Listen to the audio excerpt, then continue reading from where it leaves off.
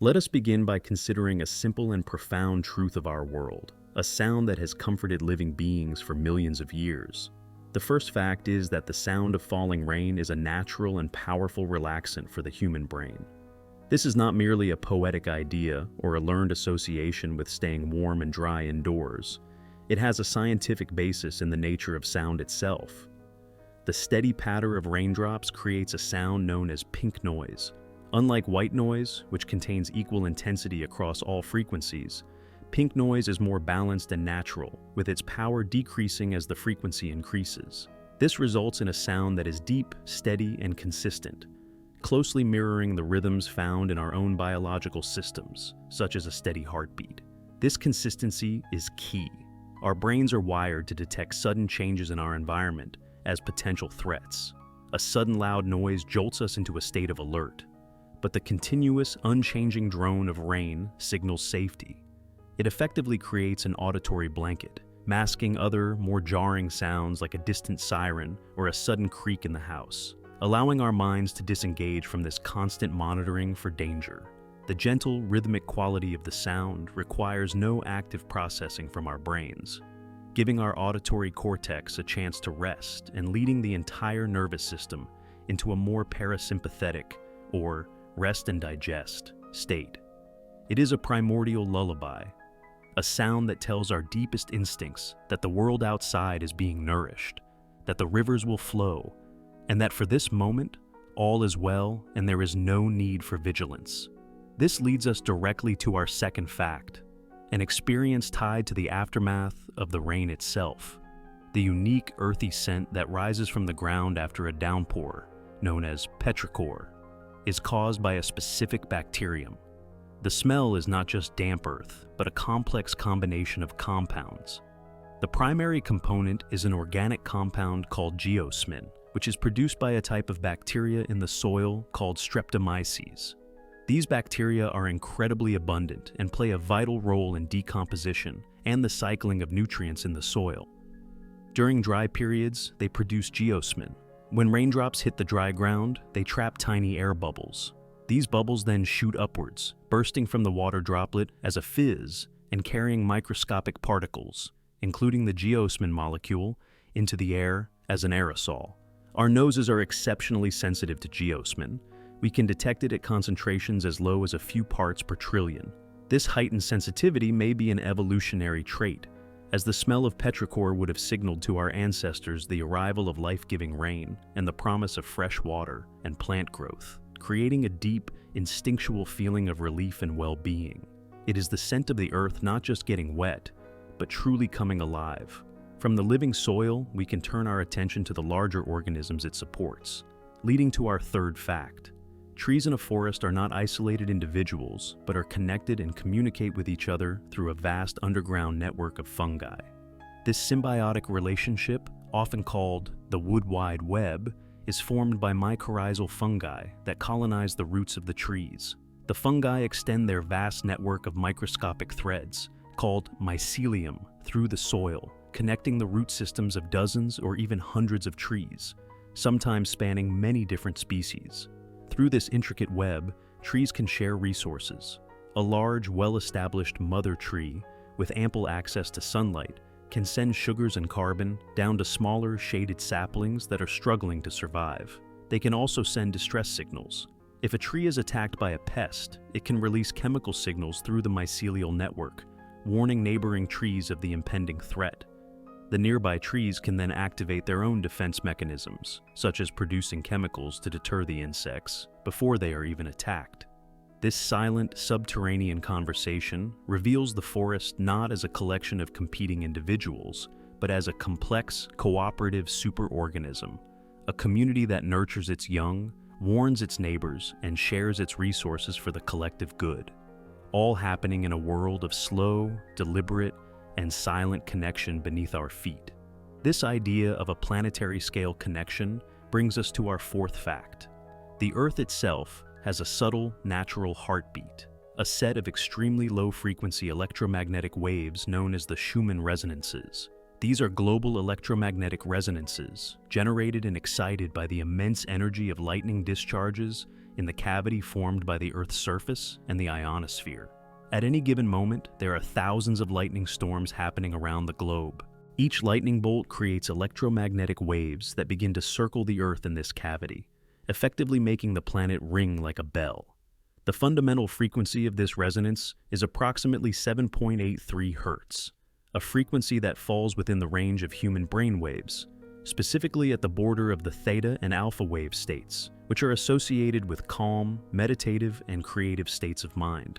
While the direct biological effect of these resonances on humans is still a subject of scientific study, the very existence of this constant planetary hum is a profound concept.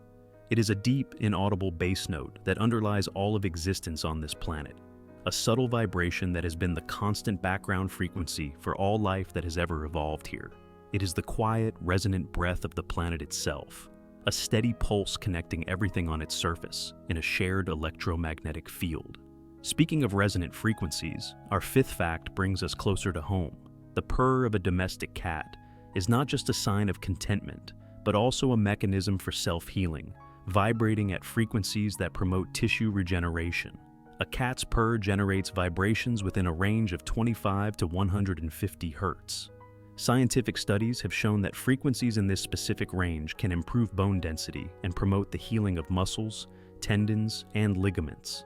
This is why a cat might purr not only when it is happy, but also when it is injured or stressed.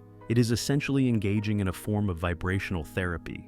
The low-frequency vibrations can help reduce swelling and pain, and the energy required to purr is minimal, allowing the cat to heal while conserving energy. This deep, gentle rumble is a sound of profound comfort, a biological tool that creates a state of physical ease and repair, not just for the cat, but also for any person fortunate enough to have a purring cat resting on them, sharing that therapeutic, calming vibration. The idea of slow, steady processes leads us to our sixth fact.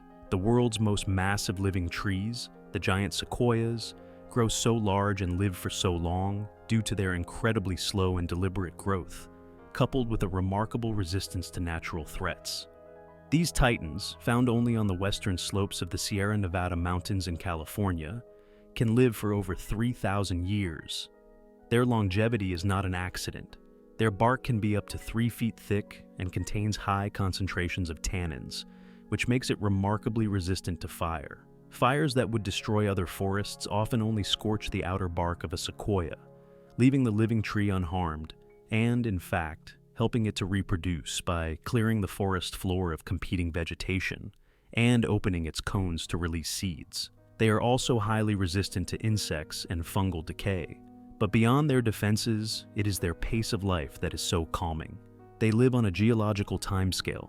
A sequoia does not rush, it simply endures. For centuries, it stands in quiet stillness, slowly adding rings of growth, reaching ever higher into the sky.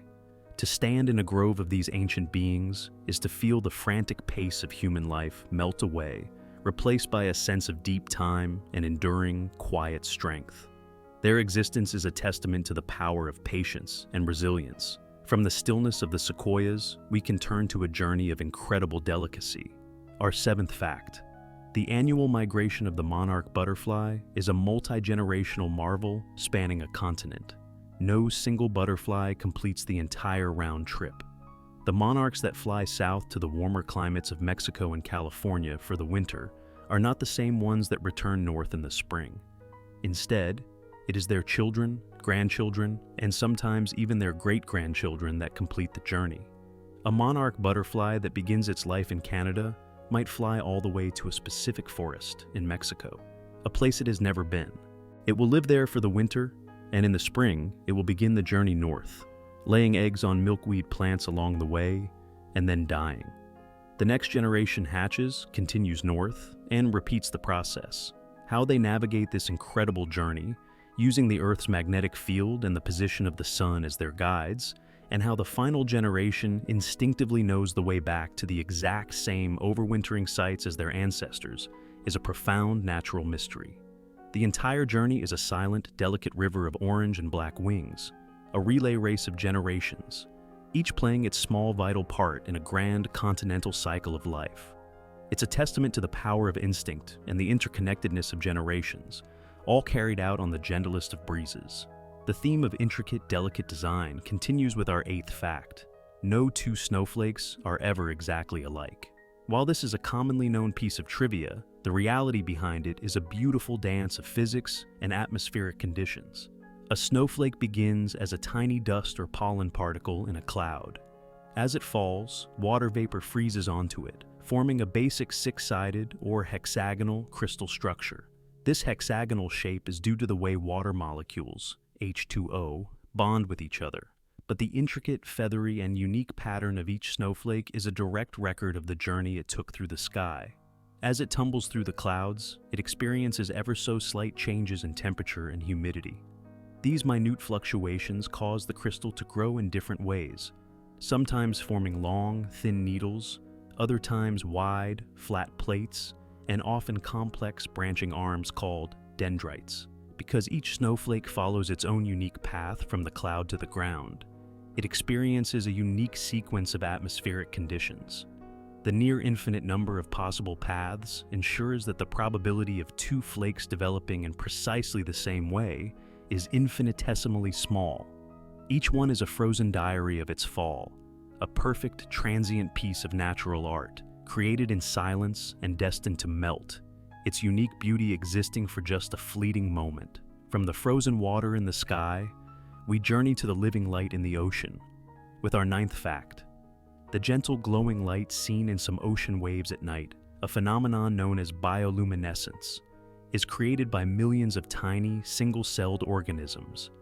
This magical cold light is most often produced by marine plankton, called dinoflagellates. These microscopic organisms flash with a blue-green light when they are disturbed, such as by the motion of a wave, a boat, or a swimming fish. This is a biochemical reaction where a molecule called luciferin is oxidized by the enzyme luciferase, releasing energy in the form of light. It is a highly efficient process with almost no energy lost as heat. The purpose of this light is thought to be a defense mechanism, a burglar alarm effect. The sudden flash of light might startle a predator, or it might attract a larger predator that will in turn eat the creature that was trying to eat the plankton. But for an observer on a dark beach, the effect is one of pure, silent wonder. To see the crest of a wave glow with an ethereal light, or to trail your hand through the water and leave a sparkling, fading path, is to witness life itself, creating its own gentle, silent light in the vast darkness of the deep. It is a reminder that even in the darkest places, a quiet and beautiful life persists. The theme of gentle, silent movement is beautifully illustrated by our 10th fact. Sunflowers exhibit a behavior called heliotropism, where the young flower heads track the movement of the sun across the sky throughout the day. This is not just a passive leaning, but an active physiological process. During the day, the east side of the flower's stem grows slightly faster than the west side, causing the head to bend and face west, following the sun's path. At night, the west side of the stem grows faster, returning the flower head to face the east, ready to greet the morning sun. This daily rhythm is driven by the plant's internal circadian clock and its response to sunlight. As the sunflower matures, this daily tracking slows down and eventually stops, with most mature sunflowers remaining in a fixed position, facing east. This eastward orientation helps them to warm up more quickly in the morning, which attracts more pollinating insects. The sight of a whole field of young sunflowers slowly, gracefully turning their faces in unison toward the sun is a silent, large-scale ballet, a testament to the deep and active connection between plant life and the rhythm of our solar system. It is a slow, peaceful dance of life turning towards its source of energy. This instinct to orient and build leads us to our 11th fact. The construction of a bird's nest is an act of remarkable instinctual engineering and artistry. Birds build these intricate structures with no training, no blueprints, and no hands, relying solely on their beaks and an innate understanding of physics and material science. The diversity of nests is astounding. The tiny hummingbird creates a cup-sized nest from spider silk and plant down, perfectly camouflaged and flexible enough to expand as its chicks grow. The weaver bird of Africa ties thousands of individual knots with blades of grass to create its complex hanging nests. The ovenbird builds a solid, robust structure out of mud and clay, resembling a small kiln. Birds carefully select materials for specific properties, strong twigs for the foundation, soft mosses and feathers for insulation and comfort, and sticky silk or mud to bind it all together. The process is one of patience and precision. 1,000 tiny trips to gather a single piece of grass or a bit of fluff, all woven and placed with meticulous care. A nest is the ultimate symbol of a safe and gentle home, a soft place created with painstaking effort, a cradle built to protect the most fragile new life from the vastness of the world outside. From the sound of construction, we can tune into a different sound of nature's industry with our 12th fact. The gentle humming sound produced by a bee is not a vocalization, but rather the result of its wings beating at an incredibly high speed. A honeybee beats its wings approximately 230 times per second. This rapid movement creates vibrations in the air that we perceive as a low, steady hum. This sound is a byproduct of its tireless work, the soundtrack to the vital process of pollination. As a bee travels from flower to flower, its hum is a sign of life and productivity in the garden, but the vibrations serve other purposes too. A specific type of humming, known as buzz pollination, is used by some bees, like bumblebees, to shake pollen loose from certain types of flowers. The bee will land on the flower, grab onto it, and vibrate its flight muscles at a high frequency, causing the flower's anthers to release their pollen in a small cloud, which then covers the bee's fuzzy body. The sound is a gentle, ever-present reminder of the interconnectedness of our ecosystem, the sound of tiny, dedicated workers ensuring the growth of the plants that produce our food and beautify our world. It is the calm, busy sound of a summer afternoon. The flow of nature's work can be seen on a larger scale with our 13th fact. Rivers naturally form meandering curves, not straight lines, because a sinuous path is the most efficient way for water to move across a nearly flat landscape. A perfectly straight channel is an unstable state in nature. Any small disturbance, like a fallen rock or a patch of softer soil, will deflect the flow of water slightly.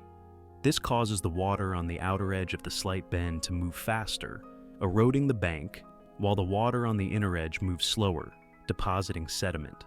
This process reinforces the curve, creating a feedback loop that, over thousands of years, develops into the beautiful looping patterns we call meanders.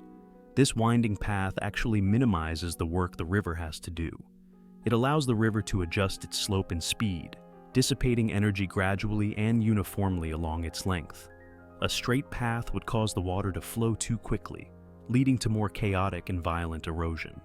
The gentle, sweeping curves of a river are a manifestation of nature finding the path of least resistance, a physical law expressed as a form of grace. It is a lesson in how yielding and adapting to the landscape creates a more stable, efficient, and beautiful path forward. From the quiet flow of rivers, we dive into the deep ocean for our 14th fact. The complex songs of the humpback whale are one of the most sophisticated forms of communication in the animal kingdom, and these songs slowly evolve over time. Only the male humpback whales sing these long, intricate songs, which are composed of repeating themes and phrases, structured in a hierarchical way, much like human music.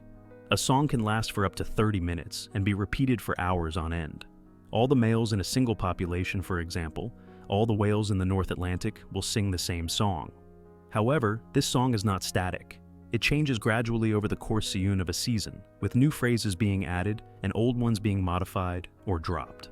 Over a few years, the song can be completely different.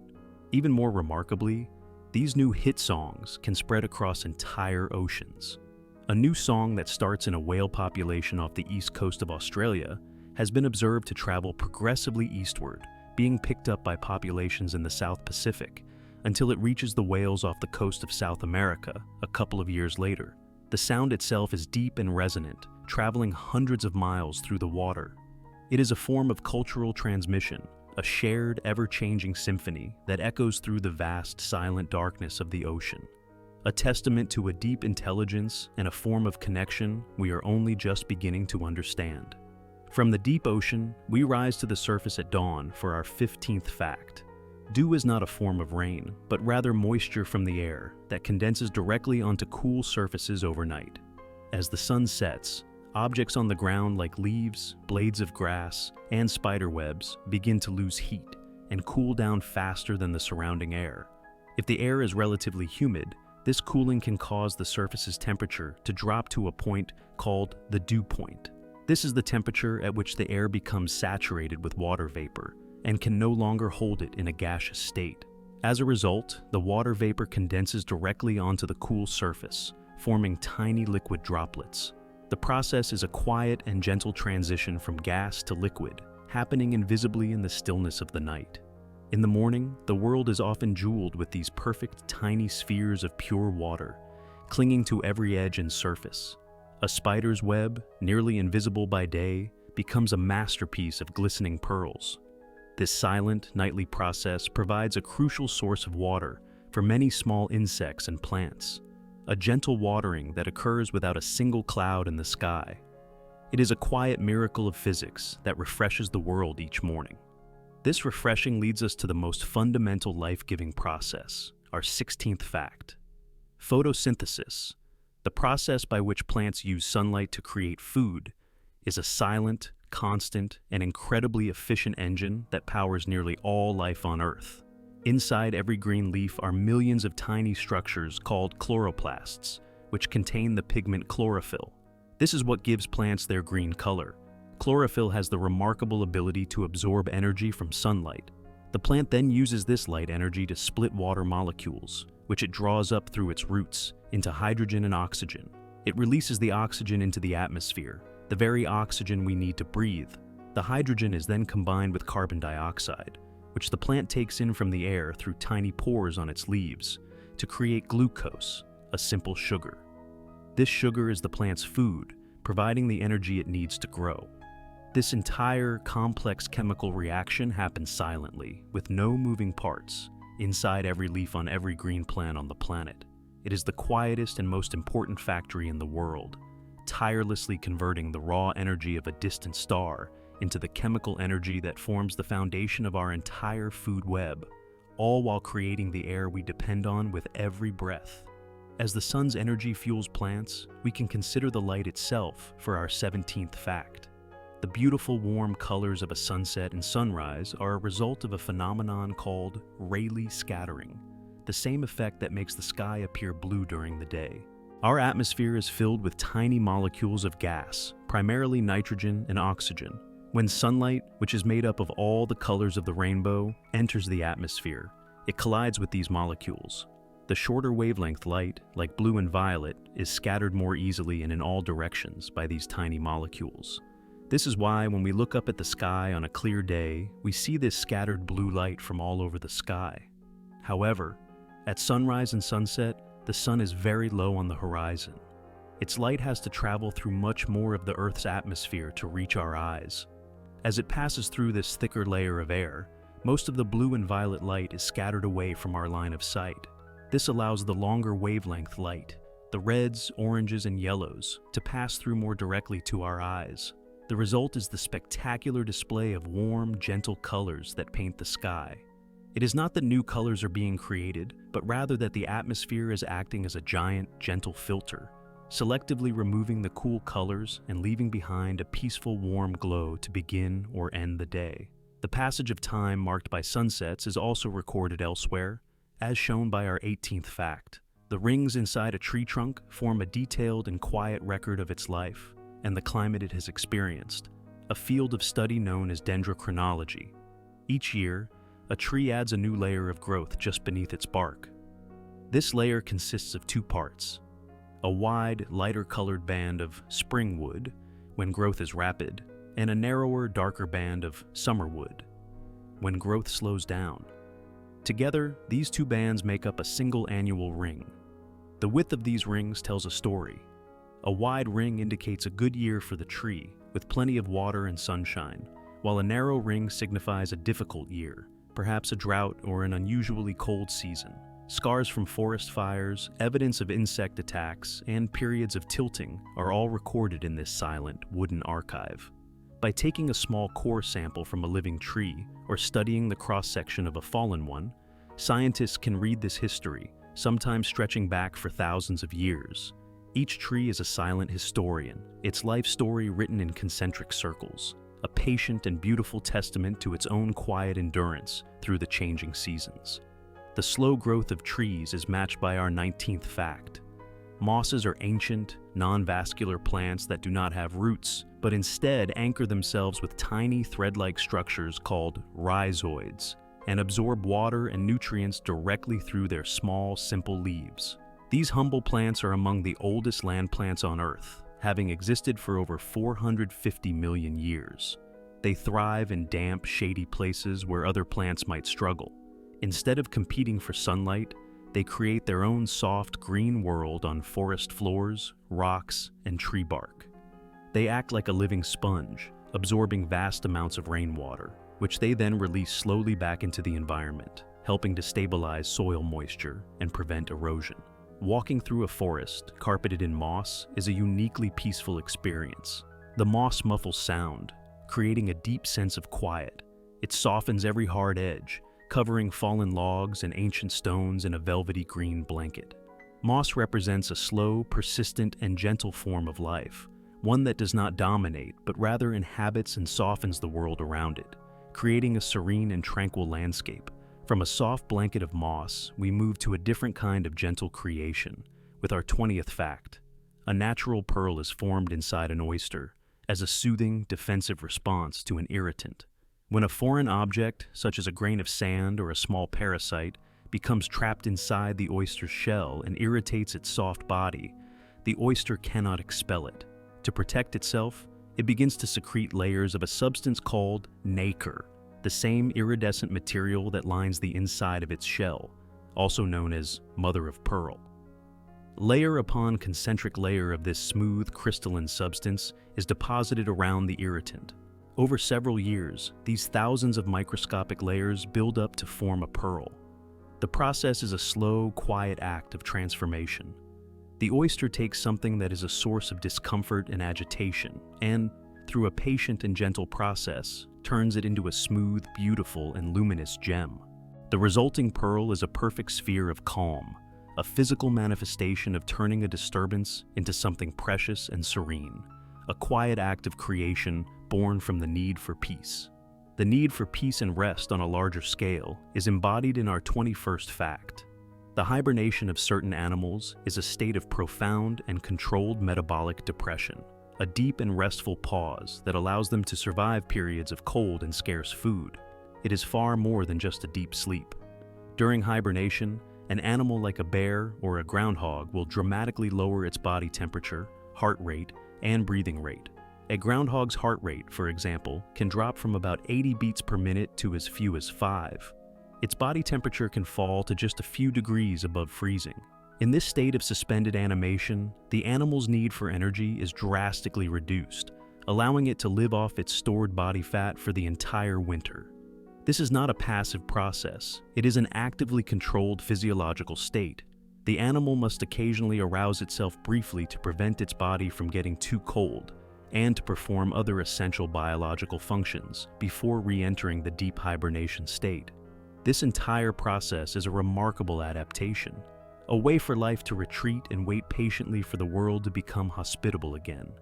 It is the ultimate expression of rest, a deep, quiet stillness that holds the promise of renewal and the return of spring. From the deep stillness of hibernation, we can observe a different kind of quiet existence in our 22nd fact. Jellyfish are some of the most ancient multi-organism animals on the planet, and they move through the water with a gentle, rhythmic grace that is both simple and efficient. These gelatinous creatures have existed in the oceans for over 500 million years, long before the dinosaurs. They have no brain, no heart, and no bones. Their bodies are over 95% water. They move through a process of pulsating their bell-shaped body, which contracting to push water out and propel them forward. This movement is incredibly energy efficient, more so than swimming for any other animal. They essentially use a get and release motion that creates a vortex of water behind them, which gives them a secondary push forward, a kind of free ride. They are creatures of the current, drifting through the ocean in a slow, silent dance. Their movements are hypnotic and peaceful, a constant gentle rhythm of expansion and contraction. Watching a jellyfish is like watching a living, breathing piece of the ocean itself, an embodiment of effortless, flowing movement and ancient, simple life. From the gentle dancers of the deep, we look to the sky for our 23rd fact. The aurora borealis and aurora australis, or the northern and southern lights, are a silent celestial light show caused by the interaction of charged particles from the sun with the Earth's atmosphere. The sun is constantly sending out a stream of charged particles called the solar wind. Our planet is protected by a magnetic field, the magnetosphere, which deflects most of this wind. However, this magnetic field is weaker at the north and south poles, and it funnels some of these particles down towards the Earth's upper atmosphere. When these high-energy particles collide with atoms and molecules of gas in our atmosphere, primarily oxygen and nitrogen, they excite those atoms, causing them to glow. The different colors of the aurora depend on which gas is being excited and at what altitude. Oxygen at higher altitudes glows red, while at lower altitudes it produces the most common color, a beautiful pale green. Nitrogen typically produces blue or purplish-red hues. This entire spectacular display happens in near total silence, a vast shimmering curtain of light dancing gracefully and quietly across the polar skies. It is a direct and visible connection between our planet and its star, a silent symphony of light. The theme of vast, silent connection returns us to the ground for our 24th fact. The largest living organism on Earth is not a whale or a giant sequoia, but a fungus. Specifically, a single specimen of the Armillaria ostoyae fungus, or honey mushroom, in the Malheur National Forest in Oregon. This single organism's network of mycelium, the thread-like underground structure of the fungus, covers an area of nearly 4 square miles and is estimated to be thousands of years old. While the visible part of the fungus is the occasional cluster of mushrooms that sprout above ground, the vast majority of its body is this immense, interconnected web of mycelial threads spreading silently through the soil. This organism plays a crucial role as a decomposer, breaking down dead wood and returning nutrients to the soil, but it is also a parasite on living trees. Its existence, however, is a profound statement about the nature of life. It is a single, ancient, and mostly invisible being, quietly and patiently going about its existence, connecting an entire forest ecosystem on a scale that is almost impossible to comprehend. It is a quiet giant, a hidden foundation of the forest world. We conclude this first part with a fact that governs the rhythm of all our lives, our 25th fact. The gentle, predictable cycle of the 4 seasons is caused by the simple, steady tilt of the Earth's axis. Our planet does not spin upright as it orbits the sun.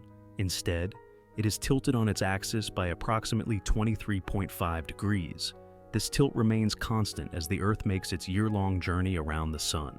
When the northern hemisphere is tilted towards the sun, it receives the sun's rays more directly and for longer periods of the day, resulting in the warmth and light of summer. At the same time, the southern hemisphere is tilted away, experiencing the shorter days and indirect sunlight of winter. 6 months later, the situation is reversed. The transitional periods in between, spring and autumn, occur when the tilt is neither towards nor away from the sun.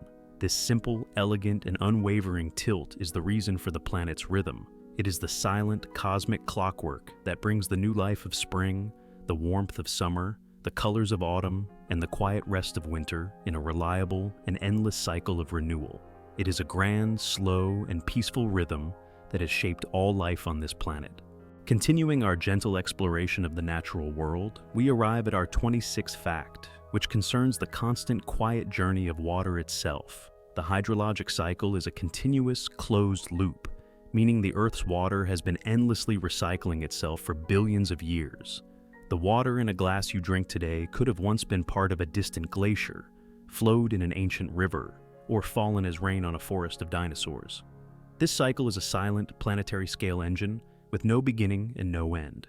It begins with evaporation, a slow, invisible process where the sun's warmth gently lifts water vapor from the surface of oceans, lakes, and rivers, and even from the leaves of plants through transpiration. This water vapor, lighter than air, rises into the atmosphere where it cools and undergoes condensation, forming clouds. The tiny water droplets in a cloud are so small and light that they can remain suspended for long periods, drifting peacefully across the sky. When these droplets coalesce and become heavy enough, they fall back to Earth as precipitation, a gentle rain, soft snow, or quiet mist. Once on the ground, the water continues its journey. Some of it will seep into the ground, a process called infiltration, where it replenishes aquifers and provides moisture for plant life. The rest flows over the surface as runoff, slowly gathering into streams and rivers, which eventually, patiently, find their way back to the ocean, where the cycle begins once more. This entire process is a slow, graceful, and constant circulation of the planet's lifeblood, a quiet system of purification and distribution that has sustained all life for eons. From the movement of water on the surface, we can follow it underground to witness another process of immense patience. Our 27th fact: the beautiful, intricate formations inside caves, such as stalactites and stalagmites, are built one single drop of water at a time over tens of thousands of years. The process begins with rainwater seeping through soil, where it picks up carbon dioxide, becoming a weak carbonic acid. As this slightly acidic water percolates down through cracks in limestone rock, it dissolves a tiny amount of the mineral calcite. When this water droplet finally reaches the ceiling of an underground cave and is exposed to the air, the carbon dioxide is released from the water, which causes the dissolved calcite to precipitate out of the solution, leaving behind a microscopic, crystalline ring of mineral. The next drop follows the same path, depositing another minuscule layer of calcite. Over centuries and millennia, these tiny rings build upon each other, forming a long, icicle-like structure hanging from the ceiling, a stalactite. If the water drop falls to the cave floor before it fully evaporates, it deposits another tiny amount of calcite on the ground below. Over immense stretches of time, this creates a cone-shaped mound that grows upwards from the floor, a stalagmite. It is a process of monumental creation happening in absolute darkness and silence, at a pace so slow it is imperceptible to human senses. A testament to how the smallest, most persistent actions can create structures of breathtaking beauty and scale. From the dark silence of caves, we journey to the sunlit shallows of the ocean, where another slow and patient construction takes place. Our 28th fact: coral reefs, often called the rainforests of the sea, are not plants but are in fact immense living structures built by millions of tiny, soft-bodied animals called coral polyps. A single coral polyp is a simple creature, resembling a tiny sea anemone. It builds a hard, protective limestone skeleton for itself by extracting calcium carbonate from the seawater. These polyps live in vast colonies, and over countless generations, their interconnected skeletons build up to form the massive, complex structures we know as coral reefs. Each reef is a cooperative, multi-generational construction project on an epic scale. Within the tissues of these polyps live microscopic algae called zooxanthellae. This is a symbiotic relationship of perfect harmony. The coral provides the algae with a protected environment and the compounds they need for photosynthesis. In return, the algae produce oxygen and supply the coral with the majority of the energy it needs to grow and build its skeleton. The vibrant colors of a healthy coral reef are not from the coral animals themselves, but from these tiny algae living within them. The entire ecosystem is a quiet, slow-motion city built by its own inhabitants, a testament to the power of tiny, cooperative life forms to create one of the most biodiverse and beautiful habitats on the planet. From the creation of structures under the sea, we can observe a similar, patient process on the shore with our 29th fact. The soft sand that makes up a beach is the final result of a very long and slow journey of rocks being broken down by the gentle, persistent action of waves and weather. Most sand begins its life hundreds or even thousands of miles away, as part of a large rock formation in a mountain range. Through the processes of weathering, the expansion of freezing water in cracks, the scouring of wind, and the chemical action of rain, pieces of this rock break off. These rocks are then tumbled down streams and rivers, their sharp edges slowly being worn away as they knock against each other. Eventually they reach the ocean, where the relentless, rhythmic action of the waves takes over. For years, decades, and centuries, the waves lift and roll these stones and pebbles, grinding them against each other and the seabed. This ceaseless, gentle polishing action breaks them down into smaller and smaller particles, until they become the fine, uniform grains of sand that we know. The process is a perfect example of how a soft, gentle force, applied consistently over a very long time, can transform something hard and rugged into something smooth, soft, and yielding. Every single grain of sand on a beach is a tiny, ancient stone that has completed an immense journey, shaped and softened by the patient caress of water. From the quiet shores, we move to the warm air of a summer evening for our 30th fact. The enchanting, blinking lights of fireflies are a form of silent, beautiful communication. This phenomenon, known as bioluminescence, is a highly efficient chemical reaction that occurs inside the firefly's abdomen. The insect produces a chemical called luciferin, which, when it combines with oxygen in the presence of an enzyme called luciferase, releases its energy as a flash of cold light. Each species of firefly has its own unique pattern and timing of flashes, a silent language of light. The males typically fly around, flashing their species-specific code. A receptive female, waiting on a leaf or a blade of grass, will watch for this particular pattern. If she sees it, she will wait a specific predetermined interval and then flash her own response back. This silent, luminous conversation allows them to find each other in the darkness to mate. The light is not just for romance. Some species use it to defend territory, and some predatory female fireflies can even mimic the flash patterns of other species to lure in unsuspecting males. But for the casual observer, the effect is one of pure, peaceful magic. A field or forest filled with a constellation of drifting, silent sparks, each one a quiet word in a language made of light. This theme of natural patterns continues with our 31st fact. The leaves of a fern are a perfect example of a fractal, a natural pattern that repeats itself at smaller and smaller scales. If you look at an entire fern frond, you will notice its overall shape.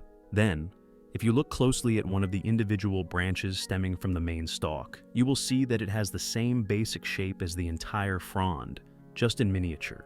If you zoom in even further to one of the small leaflets on that branch, you may find that it too echoes the shape of the whole. This property of self-similarity is a hallmark of fractal geometry. It is an incredibly efficient way for the plant to grow and maximize its surface area for capturing sunlight. The developmental code for the plant is simple: grow in a certain shape, and then repeat that same pattern on a smaller scale. This simple, repeated instruction creates a form of immense complexity and beauty. Observing a fern is a calming exercise for the mind, as our brains are naturally adept at recognizing patterns. The predictable, repeating geometry of the fern is inherently orderly and soothing, a visual representation of a simple rule generating intricate, harmonious complexity. From the intricate geometry of a single plant, we expand our view to a force of geological scale with our 32nd fact. Glaciers are vast, slow-moving rivers of ice that shape and sculpt the land with immense and quiet power. A glacier is formed in places where more snow falls in the winter than melts in the summer. Over many years, the accumulated layers of snow become compressed under their own weight, squeezing out the air and transforming the fluffy snowflakes into dense glacial ice. When this mass of ice becomes thick enough, typically over 100 feet deep, it begins to move under the force of its own gravity. This movement is incredibly slow, often only a few inches to a few feet per day. Despite this imperceptible pace, a glacier is a powerful agent of change. As it moves, it plucks rocks from the ground and scrapes the bedrock beneath it, carrying this debris along with it. This process carves out deep valleys, sharpens mountain peaks, and grinds rocks into fine powder. The vast U-shaped valleys that characterize many mountain landscapes are the silent testament to the work of ancient glaciers. To witness a glacier is to witness deep time in motion, a force that operates on a scale of centuries and millennia, a silent, frozen river patiently and relentlessly reshaping the very bones of the earth. The slow movement of ice across land is mirrored by the quiet movement of water within plants, our 33rd fact. Plants draw water up from the soil to their highest leaves through a completely silent, passive process called osmosis and capillary action, without any need for a pump like a heart. A plant's roots contain a higher concentration of solutes, like salts and sugars, than the surrounding soil. This creates an osmotic pressure, causing water from the soil to naturally move into the root cells to try and balance the concentration. Once inside the root, the water continues to move into the plant's specialized water-carrying tissues, known as the xylem. The xylem vessels are incredibly thin tubes. Here, two properties of water take over: cohesion, the tendency of water molecules to stick to each other, and adhesion, their tendency to stick to the walls of the xylem tubes. This creates a continuous, unbroken column of water that is pulled upwards. The main driving force for this pull is transpiration, the evaporation of water from the leaves. As a water molecule evaporates from a pore on the leaf's surface, it gently tugs on the molecule behind it, and this pull is transmitted all the way down the water column to the roots. It is a completely silent physical process, a steady, gentle upward flow of water powered by the sun's warmth, allowing even the tallest trees to quietly lift hundreds of gallons of water into the air each day. This process of quiet transformation is central to our 34th fact. A fossil is a silent record of ancient life, formed through a long and peaceful process where the original organic material is slowly replaced by minerals. When a plant or animal dies and is quickly buried by sediment, like mud, sand, or volcanic ash, it is protected from decay and scavengers. Over millions of years, as more and more layers of sediment build up on top, the pressure increases. Water rich in dissolved minerals, such as silica or calcite, slowly seeps through these layers and into the tiny spaces within the buried remains. In a process called permineralization, these minerals are gradually deposited in the empty pores of the bones, shells, or wood. Bit by bit, the original organic matter dissolves away and is replaced by these stable, rock-like minerals, creating a perfect stone copy of the original organism. The entire process is one of slow, quiet substitution, a transformation from living tissue to enduring rock, preserving a detailed, silent snapshot of a life form that existed millions of years ago, waiting patiently in the earth to be discovered. The idea of silent, protective layers leads us to our 35th fact. The Earth's atmosphere is a series of distinct, ordered layers that act as a silent, multi-level shield protecting all life on the surface. The lowest layer, the troposphere, is where we live and where all our weather occurs. Above that lies the stratosphere, a very calm layer that contains the vital ozone layer, which quietly absorbs the majority of the sun's harmful ultraviolet radiation. Without this silent, invisible shield, life on the surface would be impossible. Above the stratosphere is the mesosphere, where most meteors burn up, creating shooting stars in a final, silent flash of light as they disintegrate. Higher still is the thermosphere, where the air is incredibly thin and where the aurora occurs. Finally, the exosphere is the outermost layer, which gradually fades into the vacuum of space. Each of these layers has a distinct temperature profile and composition, fitting together in a perfectly structured and stable system. This layered blanket is held in place by the Earth's gravity, a vast, silent, and perfectly functioning shield that maintains the delicate conditions necessary for life to thrive. From this grand shield to a marvel of small-scale physics, our 36th fact explains that a gecko's remarkable ability to cling to smooth surfaces, even upside down, is not due to suction or any kind of adhesive, but to the silent, invisible power of intermolecular forces. A gecko's feet are covered with millions of microscopic, hair-like structures called setae. Each of these tiny setae splits into hundreds of even smaller, spatula-shaped tips. This incredible structure vastly increases the surface area of the gecko's foot. When the gecko places its foot on a wall or ceiling, these billions of tiny tips get so close to the molecules of the surface that a weak quantum mechanical attraction, known as the van der Waals force, comes into play. While the force from a single tip is incredibly tiny, the combined effect of billions of them is strong enough to easily support the gecko's entire body weight. To release its foot, the gecko simply changes the angle of the hairs, breaking the connection. It is a purely physical phenomenon, a silent, effortless-looking feat of climbing made possible by harnessing one of the fundamental, invisible forces of nature. The theme of slow constructive processes is evident in our 37th fact. River deltas, the vast fan-shaped landscapes found where rivers meet the ocean or a lake, are built slowly and patiently by the deposition of sediment. As a river flows across the land, it carries with it a load of fine particles, silt, clay, and sand, that it has eroded from its banks and bed. When the river reaches a body of standing water, its current slows down dramatically. Unable to carry its load of sediment any longer, the river drops it at its mouth.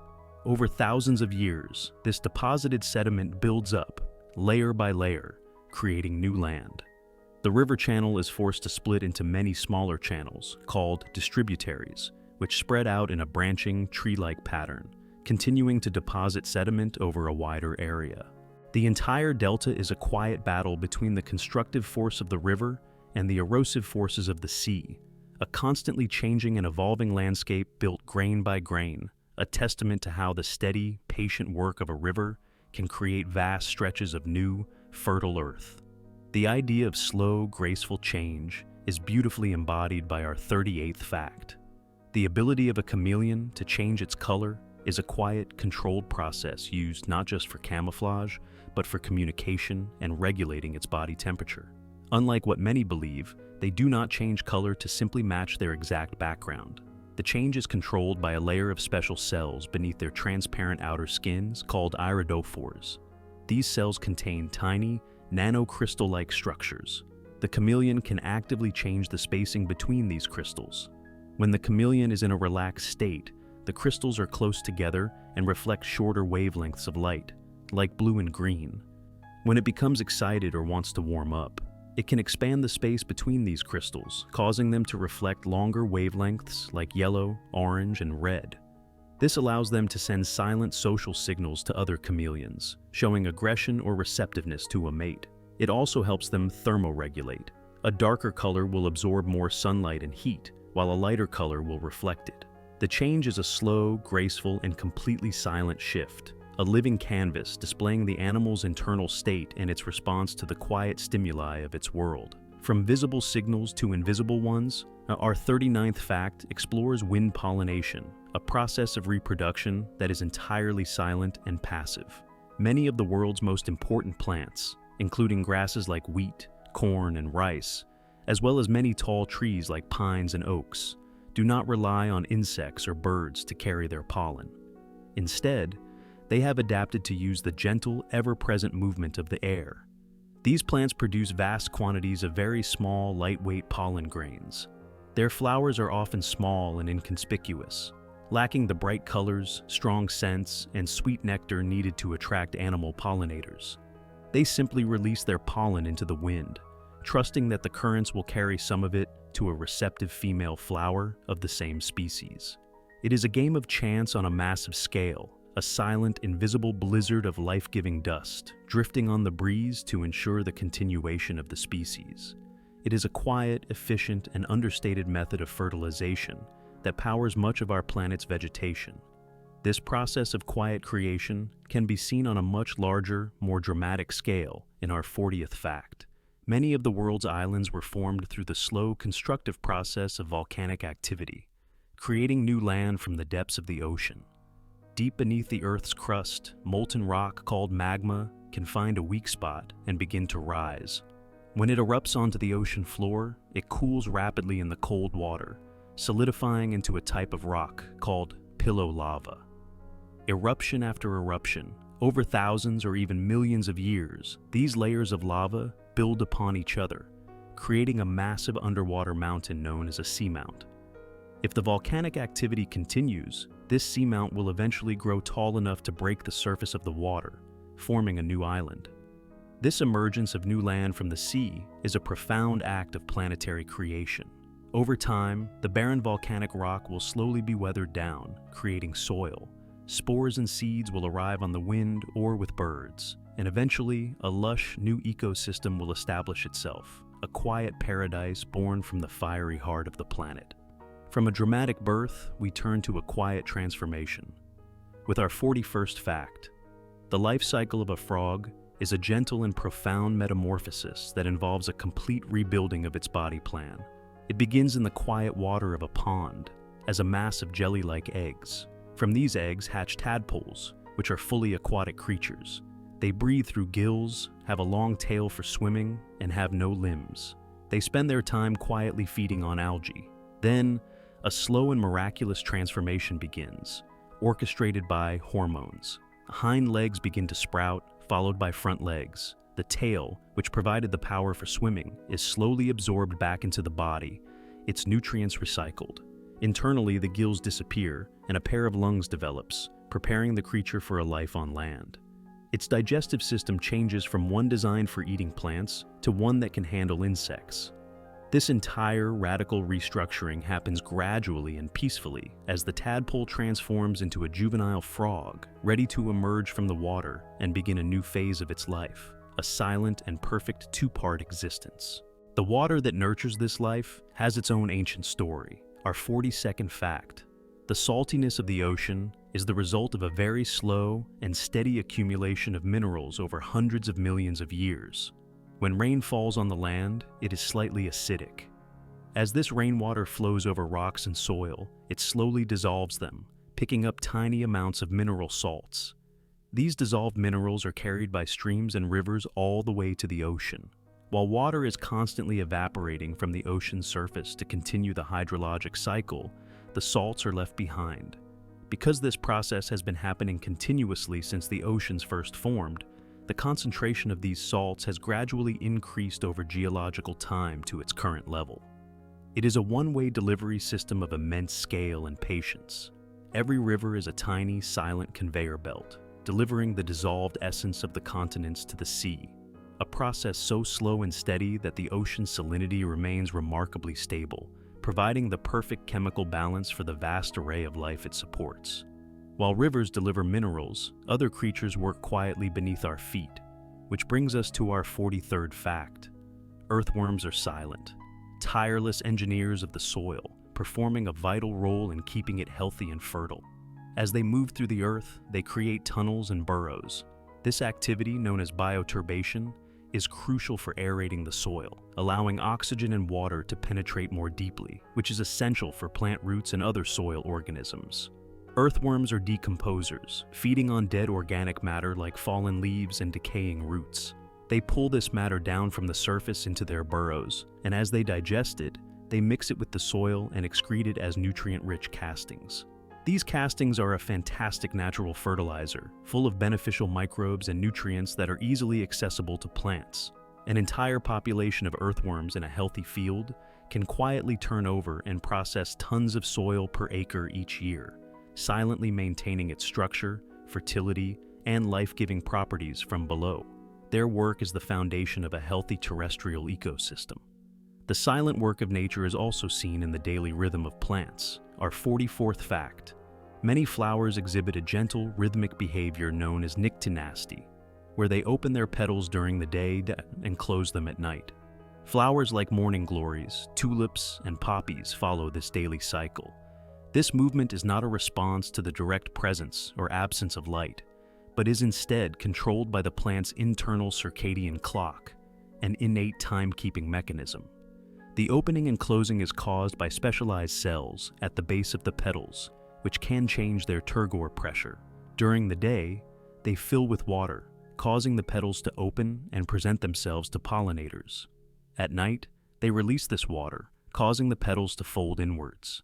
This closing action is thought to protect the flower's delicate reproductive parts from the cold and damp of the night, and to conserve its precious scent and nectar for when pollinators are most active.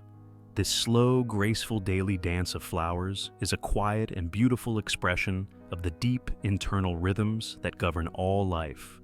The gentle power of natural forces is also on display in our 45th fact. The vast, sculptural landscapes of sand dunes are created and shaped by the patient, steady action of the wind. A dune begins to form when wind-carrying sand encounters a small obstacle, like a plant or a rock. This causes the wind to slow down and drop some of the sand it is carrying on the downwind side of the obstacle. As more sand accumulates, the pile grows, becoming a larger obstacle itself, which then traps even more sand. Over time, this creates a dune. The wind constantly moves sand grains up the gentle windward slope of the dune. When they reach the crest, they tumble down the steeper leeward side, called the slip face. This process causes the entire dune to slowly, silently migrate across the landscape in the direction of the prevailing wind. The result is a world of soft, sweeping curves and sharp, clean lines, an ever-changing and yet timelessly peaceful environment, sculpted by nothing more than air and motion. The theme of patient partnerships brings us to our 46th fact. Lichen, the colorful, crusty patches you see on rocks and tree bark, are not a single organism, but a stable, symbiotic partnership between a fungus and an alga or a cyanobacterium. The fungus provides the physical structure, a protective home that anchors the lichen to its surface and shields the partner from harsh sunlight and dehydration. The photosynthetic partner, the alga or cyanobacterium, acts like the gardener, using sunlight to create sugars and food for both organisms. This perfect partnership allows lichens to thrive in some of the most inhospitable environments on Earth, from Arctic tundra to barren desert rocks, where neither organism could survive alone. They are pioneers, often the very first life forms to colonize bare rock, and they play a vital role in creating soil by slowly breaking down the rock surface with the mild acids they secrete. They grow incredibly slowly, some only a millimeter per year, and can live for thousands of years, making them among the oldest living things on the planet. They are a quiet, enduring testament to the power of cooperation. From slow life to silent flight, we have our 47th fact. The flight of an owl is almost completely silent, thanks to the unique, specialized structure of its feathers. This stealth is a crucial adaptation for a nocturnal predator that relies on surprising its prey. Several features contribute to this silent flight. The leading edge of the owl's primary wing feathers has a stiff, comb-like fringe that breaks up the turbulence of the air as it flows over the wing, the main source of sound for most birds. The trailing edge of these feathers has a soft, flexible fringe that further dampens any remaining sound. Finally, the surfaces of the owl's flight feathers are covered in a soft, downy texture, which absorbs the sound of the feathers rubbing against each other during the wing beat. This combination of adaptations allows the owl to drift through the night air like a ghost, its approach unheard by its prey, which has excellent hearing. It is a masterpiece of natural acoustic engineering, a perfect example of form following function to create a state of peaceful, silent motion. The theme of hidden beauty is captured in our 48th fact. A geode is a simple-looking rock on the outside that contains a hollow cavity lined with beautiful, sparkling crystals on the inside. Geodes form in bubbles within volcanic rock, or in hollows within sedimentary rock. Over millions of years, mineral-rich groundwater or hydrothermal solutions seep into this hollow cavity. As the conditions change, or as the water slowly evaporates, the dissolved minerals begin to crystallize on the inner walls of the rock. The process is incredibly slow, allowing the crystals of minerals like quartz, amethyst, or calcite to grow into large, perfectly formed shapes. From the outside, a geode gives no hint of the treasure it holds within. It must be broken open to reveal the hidden, glittering world inside. Each geode is a unique, natural work of art, a small, quiet cave of crystals formed by a patient geological process, a reminder of the unexpected beauty that can be hidden within the ordinary. From a self-contained beauty, we turn to a self-cleaning one with our 49th fact. The surface of a lotus leaf is a marvel of natural engineering that makes it extremely water-repellent and self-cleaning. This phenomenon, known as the lotus effect, is due to the leaf's microscopic structure. Its surface is covered with millions of tiny, waxy bumps, which are themselves covered in even smaller bumps. This complex, hierarchical structure means that when a water droplet lands on the leaf, it is barely touching the surface. It is mostly resting on a cushion of trapped air, causing it to form a nearly perfect sphere. Because the adhesion between the water and the waxy surface is so low, the droplet can roll off with the slightest tilt of the leaf. As it rolls, it picks up and carries away any particles of dust or dirt that are on the surface, effectively cleaning the leaf. This silent, passive mechanism ensures the leaf's surface is always clean, maximizing its ability to absorb sunlight for photosynthesis. It is a perfect, quiet example of how intricate microscopic design can create a highly functional and elegant property.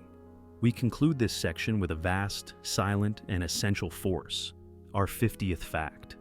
The Earth is enveloped in a powerful magnetic field, an invisible shield that silently protects all life from harmful solar radiation.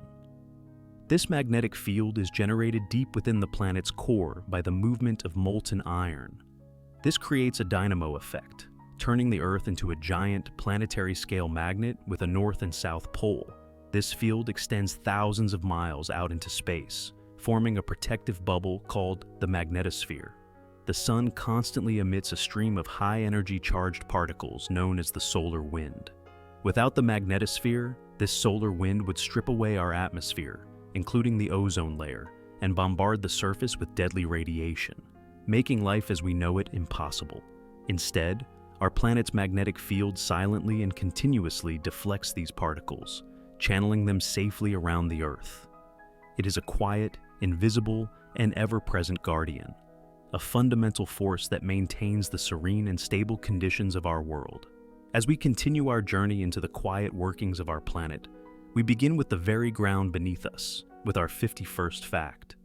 The rich, dark soil that supports terrestrial life is the result of a profoundly slow and gentle process of creation known as pedogenesis. Soil is not simply dirt. It is a complex, living ecosystem, and it forms at a rate that is almost imperceptible, often taking 500 to 1,000 years to form a single inch of topsoil. The process begins with the parent material, the bare rock of the Earth's surface. Over immense stretches of time, this rock is slowly broken down by the patient forces of weathering, the gentle expansion of water freezing in cracks, the mild acidity of rain, and the grinding action of wind and water all work to break the rock into smaller and smaller particles. Pioneer organisms, like the hardy lichens we have discussed, begin to colonize this barren surface, their mild acids further dissolving the rock and their decaying organic matter adding the first crucial nutrients. As these early life forms die and decompose, they create a thin layer where more complex plants like mosses and grasses can take hold. These plants, in turn, add more organic matter to the mix when they die, and their roots help to break up the rock further, while creating channels for air and water. Earthworms, insects, bacteria, and fungi arrive and begin their tireless, silent work of decomposition and bioturbation, mixing the organic and mineral components together. Over centuries, this process builds distinct layers, or horizons, creating a deep, fertile, and structured soil capable of supporting a vast forest or a field of crops. It is a quiet, collaborative effort between geology, biology, and chemistry, a slow and steady creation of the living skin of our world. This idea of a quiet, life-sustaining journey leads us to the ocean, and to our 52nd fact. Sea turtles navigate the vast, featureless expanse of the open ocean to return to the very same beach where they were born, using the Earth's invisible magnetic field as their guide. A female sea turtle, after years or even decades of migrating across entire ocean basins, will be driven by an ancient instinct to return to her natal beach to lay her own eggs. This remarkable feat of navigation is accomplished through a sense called magnetoreception.